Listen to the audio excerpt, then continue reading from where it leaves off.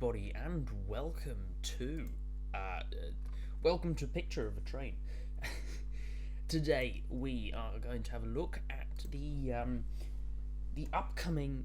Well, I can't really say this with absolute certainty, but it was pretty solidly leaked on one of the live streams previously. So I think we can probably tell that it is coming. The Niddertalbahn, as it's known for Train Sim World 2, the more appropriate English translation is the Bad Vibdel to Glauberg Stockheim Railway, which is the Nidder Valley Railway. It's a non-electrified branch in the Wetterau and Main Kinzig, I'm very sorry about my German pronunciation, districts of the German state of Hesse. It contains the main Weser Railway in Bad Vilbel, with the Geißen-Gelnhausen Railway in Glauberg, Stockheim. So basically, it's a small little diesel branch line in Germany, which should be really nice because it's the first. We've had some diesel trains, but we haven't had a diesel line. We've got one diesel passenger train, so a few more would be nice. So we'll jump to some key facts. The key facts, the line is 31 kilometers long. However, it's uncertain whether the line will continue all the way into central Frankfurt Hauptbahnhof. If it does, then it'll be quite a bit longer, maybe pushing 50 kilometers roughly. But I don't know whether it will, so I can't say with certainty on that front. Standard gauge, as with all of the other German routes and most routes in the game. The maximum speed is 80 kilometers an hour in places, however it's not all consistently that all the way through. And there are 12 stations to my knowledge. So here's a little map of the route. The route specifically is highlighted. It could extend further down south to the left, south of Bad Vilbel, towards Frankfurt, which is just off the bottom of that map there. I couldn't get it to fit with the aspect ratio of YouTube, while still having the other part of the line in high definition. But that's the main part of the line. You can see there's a bit of an intersection in the middle, and intersections at both ends, but in between them there are no intersections. So it's a predominantly single track railway to my knowledge. It branches off from the main Weser Railway at Bad Vilbel station and turns to the east shortly after the northern exit from the station, crosses the Nidder River, and shortly reaches the halt of Bad Vilbel Gronau. This is also the location of the mouth of the Nidder River, which it follows upstream to the end of the line. After Niederdorfelden station, which is a passing loop, the line runs through the Budesheim tunnel between the municipalities of Schoneck and Nidderau. The tunnel was originally shorter, but was extended to 200 metres during its renovation in 2004. The original capstone of the tunnel portal, which has its construction years 1904 to 1906, so it's quite an old line, this one, carved into it and was built near the original Budesheim station, is the last remaining relic of the old tunnel. Immediately after the tunnel, the line passes through the Niedersweissen Nature Reserve, and the edge of the town of Nidderau is soon reached at Windecken. After a grade-separated crossing of the Friedberg-Hanau Railway in Nidderau station, which was called the Heldenbergen-Windecken for decades, the line follows the Friedberg-Hanau Railway briefly before turning towards Altenstadt. After a short section through a forest, it runs over a low embankment through an area that is subject to flooding by the Nidder to reach the forest again in Eichen. After crossing of the Nidder before Hocht, the line soon reaches Altenstadt.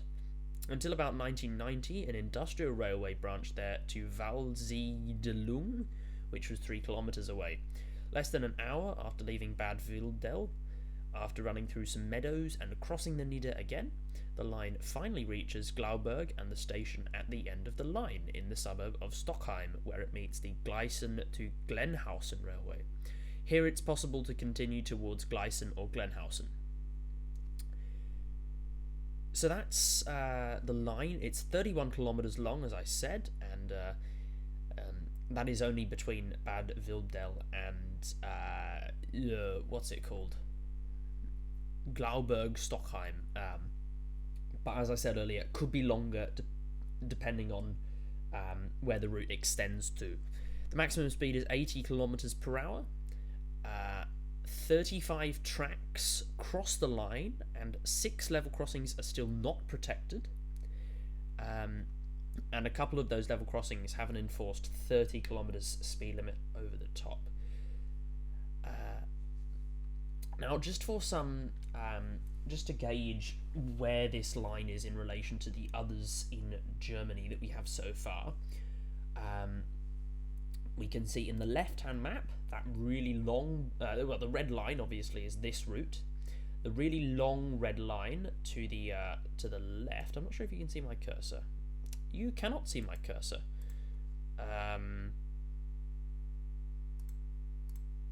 Oh, you can see my cursor. Okay, right. So this line here is the high-speed Kassel to Würzburg that we're getting for train terminal 3. This line here is what's that? That's what's it called? Main Spessartbahn. That's Main Spessartbahn. This blue line here. This red one obviously is the Niddertalbahn. These lines here are, this is Hagen to Siegen, and this is the Wuppertal to Hagen route. This is the Hauptstrasse Rhein-Ruhr, I think it's called. Yeah, this one. And this is Köln-Aachen, this route here. If we cross over to this map on the right-hand side, up the very top is Hamburg-Lübeck. This route here is the rapid transit, the Leipzig S-Bahn. Down here we have the Reise to Dresden route on the top, and also Dresden to Chemnitz on the bottom. Right down here we have München to Augsburg. These lines might not be 100% accurate, but you know, you can gauge the point from them. And in the middle we have Kassel to Würzburg again. We've got the Main Spessartbahn, and the same collection around here. We've got Hagen to Siegen, the Wuppertal S-Bahn, Hauptstrasse Rhein-Ruhr, and the Köln-Aachen route.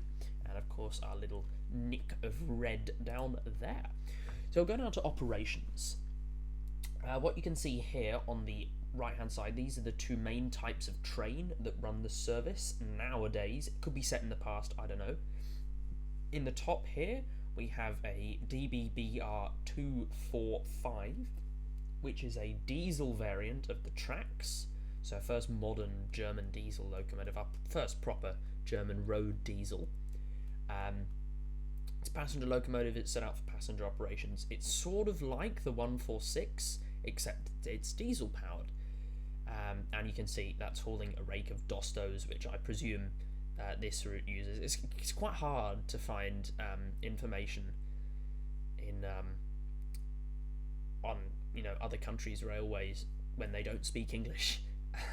All of this information is coming from Wikipedia. I'm not going to do that in-depth research. This is just a brief overview, even though I don't know how long I've been recording for. I've got a really bad sense of time.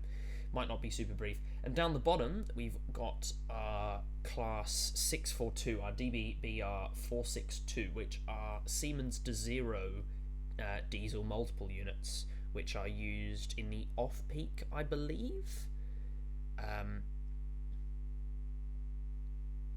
Or perhaps they're used most of the time, and the 245s are used only some of the time. Anyway, it doesn't matter. Those are the two types of trains if it was set today, from what I can see. It could be set in the past. If it was set in the past, we'd get older diesel locomotives and older DMUs as well. As I said earlier, the line is mainly single track with passing loops, and especially during peak hour. Almost all trains in peak hour, and most of them in other times, continue all the way down to Frankfurt, which would be a reason why the whole line would extend down to Frankfurt as well.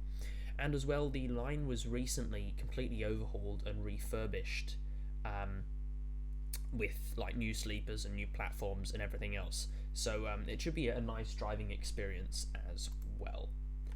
And that's more or less the summary. There's not much to it. It's a small diesel line, but you know, at least it's a diesel line, which is it's a good start. So yeah, if you've enjoyed the video, please do consider subscribing, and it really does help the channel. Thank you all so much for 1,300 subscribers. I can't believe it. It's so cool, and I'll see you all next time. Goodbye.